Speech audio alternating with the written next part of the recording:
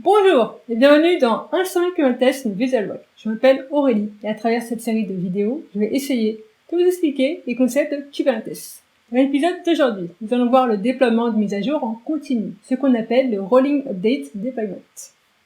La stratégie de déploiement en Rolling Update permet de mettre à jour nos applications, nos déploiements, en douceur, sans interruption de service. Concrètement, on commence par créer un déploiement MyDeploy avec des réplicas de pods contenant l'application BuzzyBox. Ensuite, on met à jour la version de l'image pour utiliser une version plus récente de BuzzyBox, par exemple.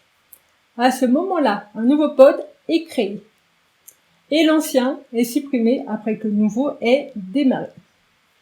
Et pareil pour le second réplica, le second pod à créer. On attend qu'il soit démarré pour supprimer l'ancien pod. Ça y est, nous avons mis à jour notre application en permettant à l'utilisateur d'y accéder à tout moment. Les mises à jour sont versionnées et l'on peut revenir à une version ultérieure à tout moment. Passons à ma partie préférée. On va voir dans un premier temps un manifeste YAML, puis nos commandes kubectl préférées.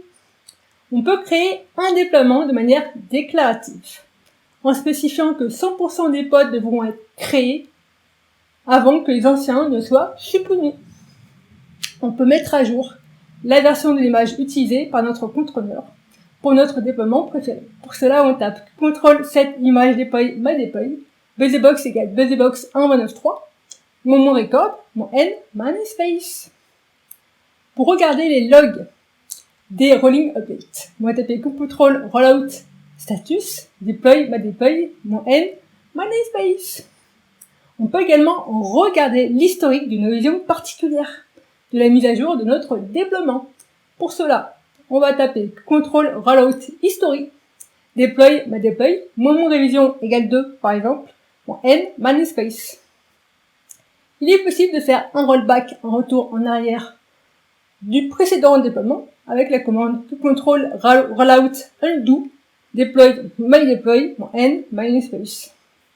On peut également redémarrer un déploiement avec CTRL rollout restart. Le mettre en pause, puis le reprendre un peu plus tard avec donc les commandes pause et résume.